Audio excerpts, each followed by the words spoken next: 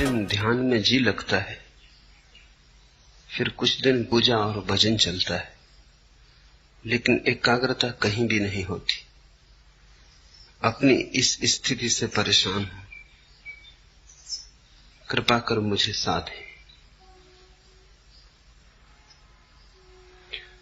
मन का स्वभाव ऐसा, न यहां लगता न वहां लगता।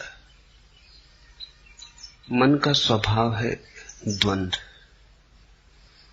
जो करोगे वहीं से उछटा हुआ लगेगा, जहां हो वहां से भागा हुआ रहेगा, जहां नहीं हो वहां का रस जन्मेगा। जो मिला व्यर्थ हो जाता, जो नहीं मिला वे दूर के ढोल बड़े सुहावने लगते। मन के स्वभाव को समझो। न तो ध्यान काम आता न भजन काम आता, मन के स्वभाव को समझना काम आता। मन की ये प्रक्रिया है, पद मिल जाए तो असंतुष्ट, पद न मिले तो असंतुष्ट, पद न मिले तो पीड़ा, पद मिल जाए तो व्यर्थता का बोध। गरीब रोता अमीर नहीं, अमीर रोता कि अमीर हो गया, अब क्या करूं। जो भी तुम्हारे पास है वो पास होने के कारण ही दो कौड़ी का हो जाता है, और जो तुमसे बहुत दूर है, दूर होने के कारण ही उसका बुलावा मालूम होता है। मन के इस आधारभूत जाल को समझो, इसे पहचानो। ये ध्यान और भजन का ही सवाल नहीं है। भोजन करो तो मन में उपवास का रस उमगता है कि पता नहीं उपवास करने वाले न मालूम किस गहन शांति और आनंद को उपलब्ध हो रहे हो। उपवास करो तो भोजन की याद आती है। जीवन के प्रत्येक पल तुम ऐसा ही पाओगे। बाग में लगता नहीं, सहरा से घबराता है जी। अब कहां ले जाके बैठे ऐसे दीवाने को हम। बगीचे में बिठाओ तो लगता नहीं, मरुस्थल में ले जाओ तो घबराता है। बाग में लगता नहीं, सहरा से घबराता है जी। अब कहां ले जाके बैठे ऐसे दीवाने को हम। मन एक तरह का पागलपन है, एक तरह की विक्षिप्तता है। मन से मुक्त होना ही मुक्ति है, मन के पार होना ही स्वस्थ होना है। तो पहली तो बात, मन के इस स्वभाव को समझने की कोशिश करो। अक्सर लोग समझने की कम कोशिश करते हैं, छुटकारा पाने की ज्यादा कोशिश करते हैं, और छुटकारा बिना समझे कभी नहीं। तो तुम्हारी आकांक्षा यह होती कैसे झंझट मिटे, लेकिन बिना समझे झंझट मिटी ही नहीं। ना समझी में झंझट है, तो तुम चाहते हो कैसे इस मन से छुटकारा हो, लेकिन पहले इसे पहचानो तो, इससे दोस्ती तो साथ हो, इससे परिचय तो बनाओ, इसके कोने कांतर तो खोजो, दिया तो जलाओ कि इसके सारे स्वभाव को तुम ठीक से देख लो। उस देखने में, उस दर्शन में, उस साक्षी भाव में ही तुम पाओगे विजय की यात्रा पूरी होने लगी। जिस दिन कोई मन को पूरा समझ लेता, उसी दिन मन विसर्जित हो जाता। जैसे सूरज के उगने पर ओसकण तिरोहित हो जाते, ऐसे ही बोध के जगने पर मन तिरोहित हो जाता। जिससे दिए के जलने पर अंधेरा नहीं पाया जाता, ऐसे समझ के, प्रज्ञा के दिए के जलने पर मन नहीं पाया जाता। तो मन से लड़ो मत। पहली बात, लड़ने का अर्थ ही ना समझिए। लड़के कभी कोई जीता? तुमने यही सुना है कि जो लड़े वो जीते। मैं तुमसे कहता हूं, लड़के कोई कभी जीता? समझ की जीत होती। लड़ने वाले तो ना समझे। लड़ोगे किससे? छायाओं से लड़ रहे हो। जैसे कोई अपनी छाया से लड़ने लगे, खींच ले तलवार, करने का लगे हमला। परिणाम क्या होगा? छाया कटेगी। परिणाम यही होगा, खुद ही थकेगा, और डर है कि छाया से लड़ने में कहीं अपने हाथ पैर न काट ले। क्रोध में, उबाल में, पागल ना हो उठे। कहीं ऐसी घड़ी ना आ जाए कि विक्षिता में अपने को ही काट ले। अक्सर मन के साथ लड़ने वाले ऐसी ही स्थिति में पड़ जाते। मन तुम्हारा है, तुम्हारी छाया है नहीं, बस छाया जैसा है। रोशनी बढ़ाओ, थोड़े जाग के मन को समझो। जब ध्यान करो मन कहे भजन में, तो जरा जाग के देखो, एक तरफ खड़े होकर देखो कि मन क्या कह रहा है। जब भजन करो और मन कहे ध्यान लगाओ, तब जाग के देखो कि मन क्या कह रहा है। इसकी चालबाजियां पहचानो, इसकी कूटनीति पहचानो। मन बड़ा राजनीतिज्ञ है, ये तुम्हें भटकाए रहता है, ये तुम्हें चलाए रहता है। और तुमने ध्यान करके भी देख लिया, वहां भी नहीं लगा, और तुमने भजन करके भी देख लिया, वहां भी नहीं लगा। तो अब ये तो समझो कि मन कहीं लगेगा ही नहीं। मन का लगना धर्म नहीं, ना लगना मन की आदत है। कहीं लगता नहीं, जो नहीं लगता वही मन है। तो अब जब मन तुमसे कहे कि ध्यान करो, क्या भजन में पड़े हो, तो जाग के देखना कि ये फिर वही मन जो कहीं नहीं लगता, भजन में भी नहीं लगा था। तब इसने कहा था ध्यान करो, अब कहता है भजन करो। पहले कहा संसार में उलझे रहो, फिर कहा सन्यास ले लो। अब सन्यास में भी नहीं लगता, कहता है संसार में लौट चलो। इस मन को जरा देखना। कुछ करने की बात नहीं है, सिर्फ शांत भाव से देखना। तुम्हारे देखने में ही तुम पाओगे मन गिरने लगा, तुम पर उसकी पकड़ जाने लगी। तुम पर पकड़ छूट जाए, तुम थोड़े शिथिल हो जाओ मन के पास से, तुम थोड़े बाहर सरकने लगो। न तो ध्यान से घटती है बात, न भजन से घटती है, समझ से। इसलिए समस्त धर्मों का सार है जागरूकता। प्रश्नकर्ता पूछता है एकाग्रता नहीं बनती। एकाग्रता की खोज ही गलत है, जागरूकता खोजो। एकाग्रता की खोज तो फिर मन के ही सिक्कों में फंसे। ये मन ही है जो कहता है एकाग्र बनो। ये तुम्हें असंभव चीजें करने को देता है, फिर वो नहीं होती तो तुम हारे थके परेशान हो जाते हो। एकाग्रता की कोई जरूरत ही नहीं है। थोड़ा जीवन की गणित की व्यवस्था के सूत्र समझने चाहिए। पहला सूत्र, जब भी मन नहीं होता तब तुम एकाग्र होते हो। कभी अपने काम में पूरे संलग्न, चाहे बुहारी लगा रहे हो घर में, लेकिन पूरे संलग्न, अचानक तुम पाते हो मन नहीं। संगीत सुनते संलग्न, मन नहीं है। चित्र बनाते, किसी भी घड़ी जब तुम पाते हो कि मन नहीं है, तुम ही हो, तो एकाग्रता अपने आप घटती है। एकाग्रता घटाई नहीं जा सकती। एकाग्रता मन की तन्मयता का परिणाम है। जब मन डूबा होता है तब तुम एकाग्र होते हो, जब मन उभर आता है तब तुम अनेकाग्र हो जाते हो। मन तुम्हें अनेक में बांट देता है, खंड खंड कर देता है। अब तुम चेष्टा कर रहे हो एकाग्र होने की। एकाग्र होने की चेष्टा और झंझट लाएगी, क्योंकि करोगे किससे चेष्टा तुम एकाग्र होने की? मन से ही करोगे। सब चेष्टा मात्र मन से होती। अब तुम एक ऐसे काम में लगे हो जैसे कोई आदमी अपने जूते के बंद खींच खींच के खुद को उठाने की कोशिश करे। खुद को कैसे उठाओगे जूते के बंद खींच के? थोड़े बहुत उछल कूद लो, फिर बार बार जमीन पर पड़ जाओगे। ये असंभव चेष्टा है। मन कभी एकाग्र नहीं होता। जब एकाग्रता होती तो मन नहीं होता। तो तुम मन के द्वारा एकाग्र होने की चेष्टा ही छोड़ो। तुम तो छोटे छोटे कामों में रस लो। रस का परिणाम है एकाग्रता। बुहारी लगाओ तो ऐसे लगाओ जैसे भगवान के मंदिर में लगा रहे हो, चाहे घर तुम्हारा ही हो, है तो भगवान का ही मंदिर। भोजन करो तो ऐसे ही करो जैसे भगवान को ही भोग लगा रहे हो। भोजन तो तुम ही कर रहे हो, लेकिन अंततः तो भगवान को ही लग रहा भोज। वही तो तुम्हारे भीतर आके भूख बना।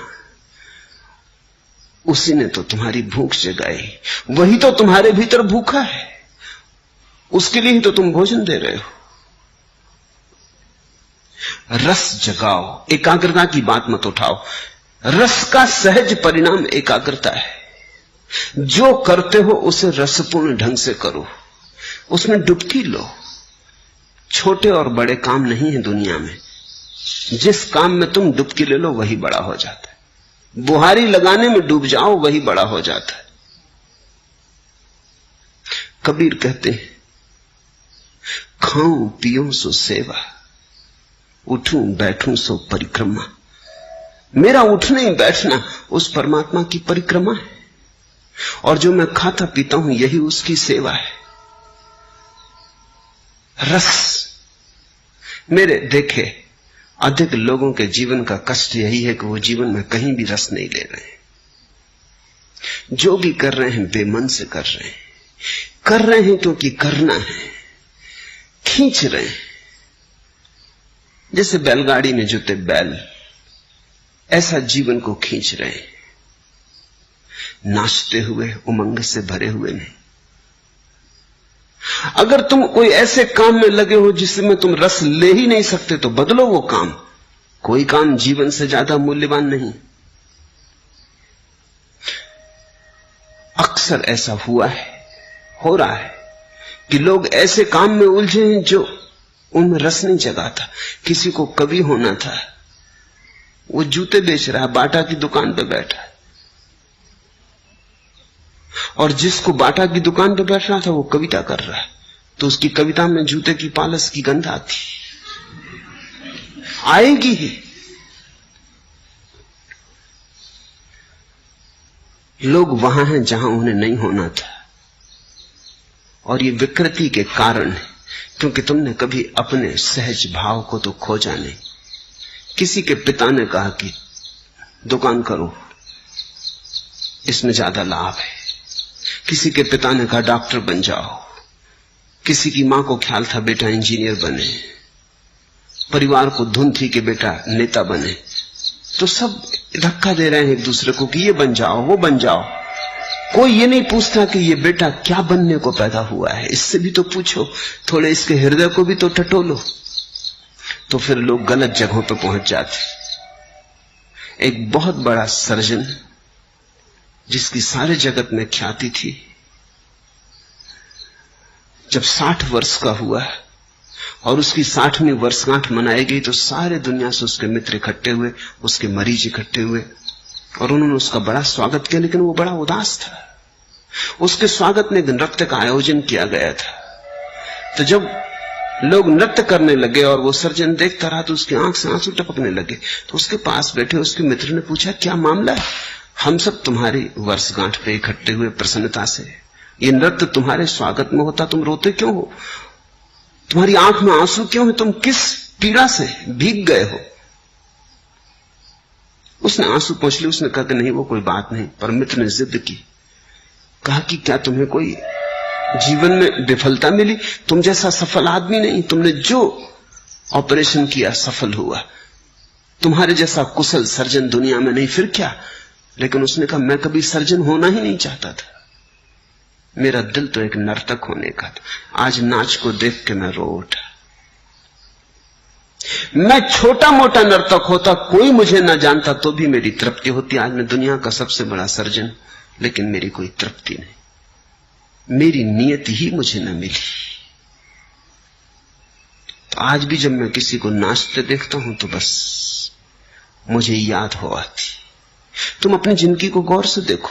पहली तो बात, जो कर रहे हो उसमें रस लेने की कोशिश करो। हो सकता है तुमने रस का अभ्यास नहीं किया, तुम्हें किसी ने सिखाया ही नहीं कि रस का अभ्यास कैसे करना। रस के अभ्यास का पहला सिद्धांत है कि जो भी कर रहे हो इसका परिणाम मूल्यवान नहीं है। तुम्हें यही सिखाया गया कि परिणाम मूल्यवान है। तुम करते हो, इससे 10 रुपए मिलेंगे कि 1000 रुपए कि लाख रुपए मिलेंगे। लाख रुपए में मूल्य है, परिणाम में मूल्य है। रस का सिद्धांत है जो तुम कर रहे हो वो अपने आप में मूल्य है, अंतर्निहित है मूल्य। 1000 मिलेंगे 10,000 मिलेंगे वो बात गौण है, करने में जो डुबकी लगेगी वही बात महत्वपूर्ण है। अगर डूब गए तो मिल गए करोड़ों, अगर न डूबे और करोड़ों भी मिले तो कुछ भी न मिला। वो समय व्यर्थ गया जो बिना डूबे गया, वो दिन व्यर्थ ही बीते जो बिना डूबे बीते। जब रस धारणा बही तो तुम जिए न जिए बराबर। रस विमुग्धता में ही जीवन है।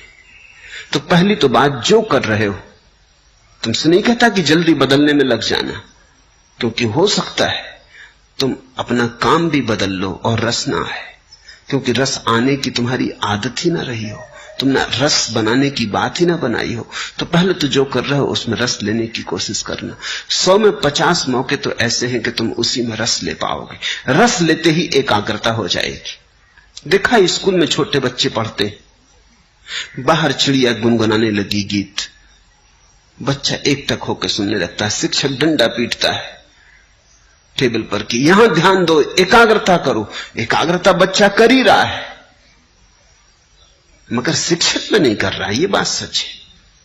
ये ब्लैक बोर्ड पे नहीं कर रहा, ब्लैक बोर्ड पे लिखे अक्षरों पे नहीं कर रहा। लड़का तो एकाग्रता कर ही रहा है, एकाग्रता तो हो ही रही। वो जो चिड़िया गीत गा रही वो उसे सुन रहा है। शिक्षक कहता है एकाग्रता करो, मन को ऐसा विचलित मत करो। बात बिल्कुल गलत कह रहा है शिक्षक। शिक्षक उसके मन को विचलित करने की कोशिश कर रहा है। वो एकाग्र है। अगर कोई बाधा न दे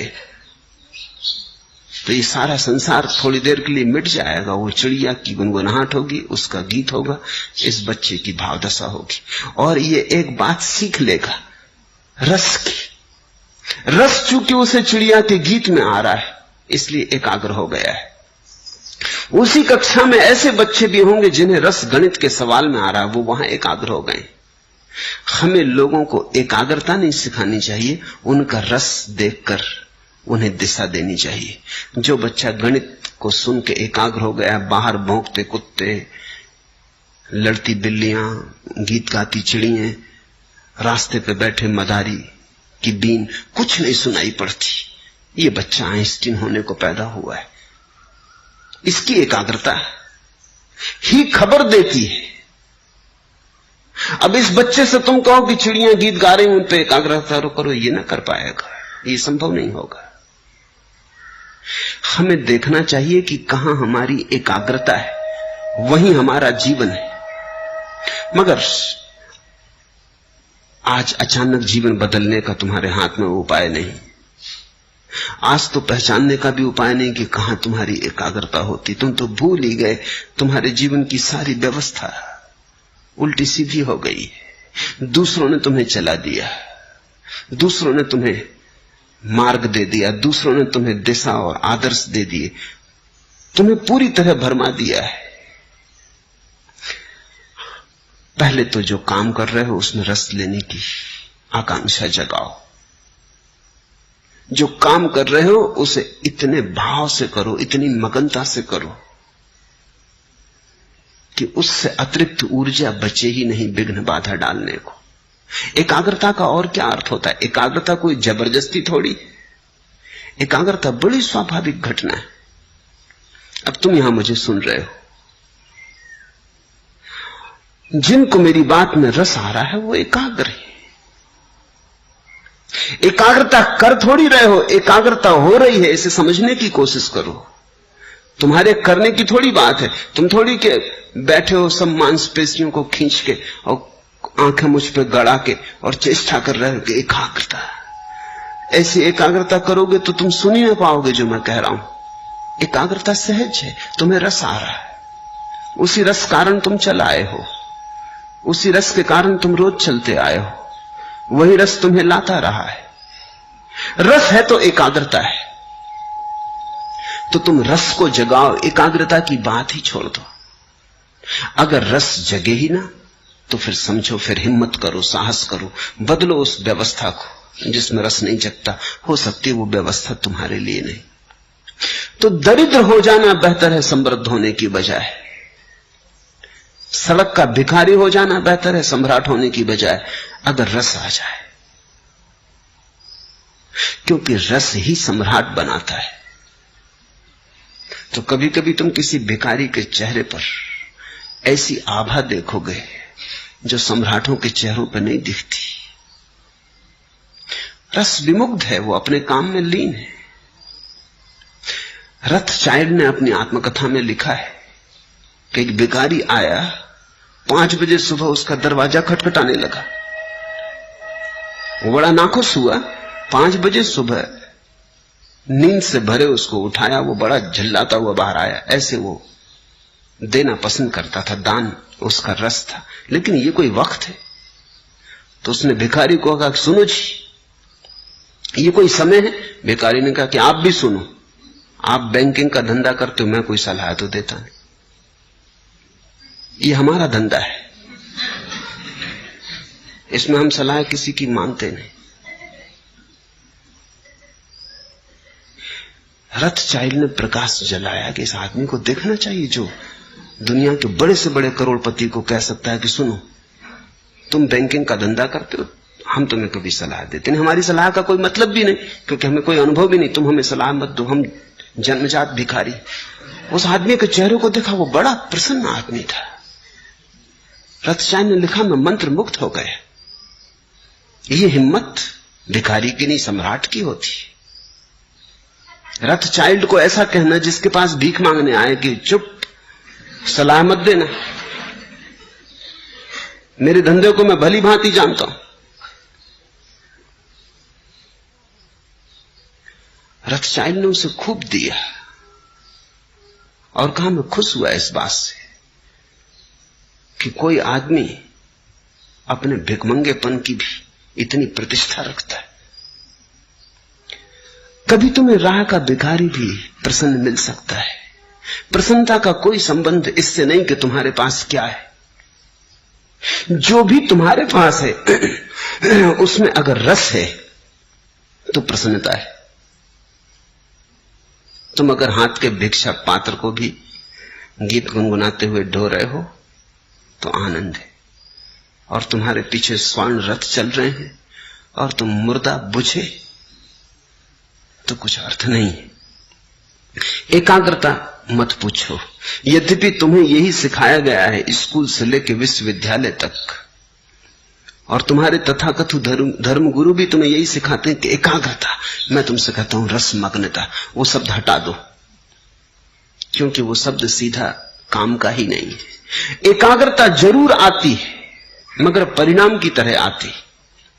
एकाग्रता साधन नहीं है। जहां रस लोगे वहीं घट जाती, रस के पीछे बंधी चली आती, रस की छाया है।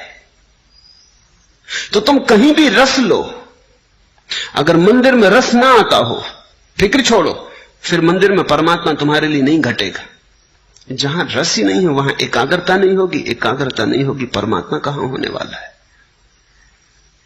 अगर तुम्हें बांसुरी के गीत में रस आता है तो वहीं तुम्हारा परमात्मा तुम्हें मिलेगा। अगर नर्तक की पायलों में तुम्हें रस आता है तो तुम्हारा परमात्मा वहीं नाचेगा। तुम्हारे परमात्मा की खोज तुम्हारे रस से ही तय होगी। रसो वैसा, उस परमात्मा का स्वभाव रस है। किसी शास्त्र ने नहीं कहा कि परमात्मा का स्वभाव एकाग्रता है। सच्चिदानंद वो रस की बात है। तुम्हें जहां आ जाए रस, जहां आ जाए आनंद, जहां उमंग उठे, जहां तुम खिल उठो, फिर वो कुछ भी हो, चाहे खेल हो तो प्रार्थना बन गई। और ऐसे तुम बैठे बैठे प्रार्थना करते रहो, भजन करते रहो, ध्यान करते रहो, और रस उमगे नहीं, मेघ मलार बजे नहीं, हृदय गुनगुनाए नहीं। ऐसे तुम करते चले जाओ जबरदस्ती, यंत्रवत। करनी चाहिए कर्तव्य बस। लोग कहते हैं इससे रस मिलेगा इसलिए कर रहे हैं, नहीं। जहां रस मिलता है वहीं परमात्मा आता है। इसलिए मैं तुमसे कहता हूं कि मेरे पास तुम्हें देने के लिए कोई अनुशासन नहीं है, क्योंकि अनुशासन कोई भी होगा पराया होगा, दूसरे का होगा। तुम्हें अपना अनुशासन खोजना पड़ेगा। प्रत्येक व्यक्ति को अपना मार्ग खोजना पड़ेगा। मैं इशारे देता हूं, उन इशारों से तुम अपना मार्ग समझने की कोशिश करो। कबीर ज्ञान को भी उपलब्ध हो गए तो भी कपड़ा बुनते रहे। जुलाहापन उन्होंने छोड़ा नहीं। किसी ने पूछा कि अब तो आप बंद करें, कभी सुना नहीं कि कोई बुद्ध पुरुष और कपड़े बुनता रहा और जुलाहा बना रहा और बाजार में कपड़े बेचने जाता रहा, आप तो छोड़ो। लेकिन कहते हैं कबीर ने कहा इसी कपड़े के बुनने ने तो मुझे परमात्मा से मिला है, इसे कैसे छोड़ दूं? ये मेरी प्रार्थना, ये मेरी पूजा, ये मेरी अर्चना। झीनी झीनी बीनेरी चदरिया, वो जुलाहे का गीत है, कोई और दूसरा तो गा भी नहीं सकता। बुद्ध कैसे गाएंगे? बुद्ध ने कभी चदरिया बिनी नहीं, उन्हें कुछ पता भी नहीं। महावीर कैसे गाएंगे? चदरिया थी वो भी छोड़ दी। उनसे तो पूछो कैसी छोड़ी रे चदरिया, तो बता सकते।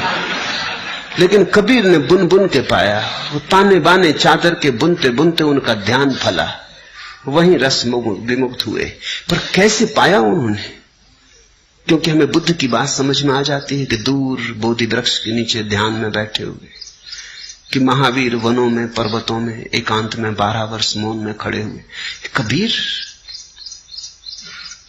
कबीर कपड़ा बुन बुन के पा लिए, रस से बुना होगा। कबीर कहते थे राम के लिए बुन रहा हूं। सभी ग्राहकों में राम देखते थे। जब अपना कपड़ा बुन के वो काशी के बाजार में बेचने जाते, कोई मिल जाता रास्ते में, कहां जा रहे हो? तो वो कहते राम आए होंगे, उनको जरूरत है, कपड़ा बुन के लाया हूं, बड़ा बढ़िया बुना है, राम को देने जा रहा हूं। जब कोई ग्राहक उनसे कपड़ा खरीदता तो वो कहते संभाल के रखना राम, बड़ी मेहनत से बुना है, बड़े रस से बुना है। कपड़ा ही नहीं है, पीढ़ी दर पीढ़ी चले ऐसी मजबूती से बुना है। अपने प्राण उंडेले। तो जिसको ग्राहक में राम दिखाई पड़े, अब उसे किसी बोधि वृक्ष के नीचे जाने की जरूरत ना रही। सभी लोग बोधि वृक्ष के नीचे जा भी नहीं सकते, और अच्छा है कि जाते नहीं तो बड़ी झंझट खड़ी हो जाए। एकाध बुद्ध बोधि वृक्ष के नीचे बैठता है, चलता है, एकाध महावीर मौन खड़ा हो जाता, चलता है। लेकिन सभी ऐसे खड़े हो जाएं तो जीवन बड़ा विरस हो जाएगा। अधिक को तो कबीर जैसा होना पड़ेगा, अधिक को तो गोरे जैसा होना पड़ेगा। गोरा कुम्हार बस घड़े बनाता रहा, और घड़े बनाते बनाते खुद को भी बना लिया। और रैदास जूते सीते सीते, जूते बनाते बनाते पहुंच गए। तो तुम जो कर रहे हो उसमें रस डालो, उंडेलो रस। वहीं तुम्हारा भजन, वहीं तुम्हारा ध्यान। अगर तुम्हारी सारी चेष्टाएं असफल हो जाएं तो फिर साहस करो, तो फिर तुम गलत जगह हो। तुम कुछ ऐसी जगह बहने की कोशिश कर रहे हो जो चढ़ाव पर है। तो नदी चढ़ाव पर तो नहीं बहती, ढाल पर ही बह सकती है। रसधार भी ढाल पर ही उतर के बह के मिलता है। तो फिर बदलो, इसलिए साहस की जरूरत है। पहले सारी चेष्टा कर लो, और फिर तुम्हें लगे कि नहीं, इस ढंग से मेरे लिए परमात्मा से मिलन नहीं हो सकेगा, तो बदलो। उस बदलाहट को मैं संन्यास कहता हूं। बदलने की हिम्मत रखो। एक आदमी 40 साल तक लंदन के बाजार में दलाल का काम करता रहा। बड़ा सफल आदमी था, खूब कमाई थी, सब तरह का सुख था। किसी ने कभी सोचा भी न था एक रात वो घर से नदारद हो गए। पत्नी भी भरोसा ना कर सकी, बेटे भी भरोसा ना कर सके, मित्र भी भरोसा ना कर सके, काम धंधे में जो लोग संबंध था वो भी भरोसा ना कर सके। क्योंकि न तो वो आदमी कभी किसी और स्त्री के संग में देखा गया था कि पत्नी सोच भी सके कि वो किसी स्त्री के साथ भाग गया, न उसके कोई धार्मिक रुझान थे कि वो कोई किसी जाके आश्रम में सन्यासी हो गया होगा, न कोई दुख था कि आत्महत्या कर ली होगी। सब भांति सुखी संपन्न आदमी था, जिसको हम सुखी संपन्न कहते, वैसा आदमी था, सब ठीक ठाक था। कोई 3 साल बाद उस आदमी का पता चला कि वो पेरिस में चित्रकला सीख रहा है। भिखमंगे की हालत हो गई है, भागे उसके मित्र, उसने कहा तुमने ये क्या किया?